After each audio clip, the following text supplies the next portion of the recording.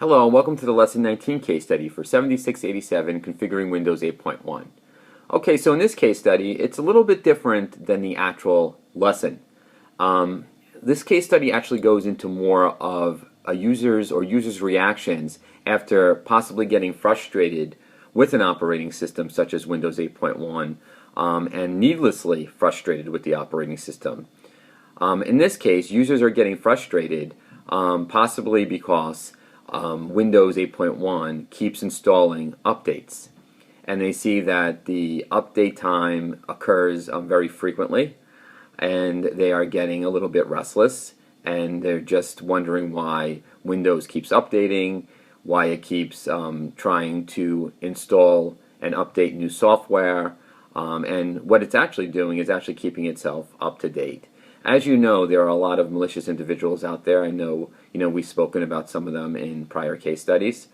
And people, unfortunately, want to do damage or harm to other organizations, networks, files, folders, and ultimately their people. So, of course, there are going to be security patches. There are going to be driver updates. There are going to be other types of updates to applications and to hardware that will be installed sporadically and sometimes automatically by Microsoft.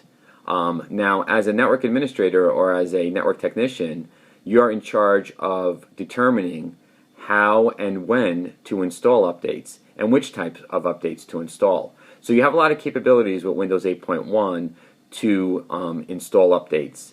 You could install updates on a weekly basis, you can install updates on a daily basis, or sometimes you may not want to install any updates at all, and that's really not recommended. So you should have some policy at your organization to determine the timeline of when you want to install updates and really get that policy out there and communicate it to your users so they don't get frustrated. I know sometimes when I turn on my computer at my organization, it sometimes goes through an update process and it's installing updates, and sometimes that could take 5 minutes, 10 minutes, and it can get very frustrating.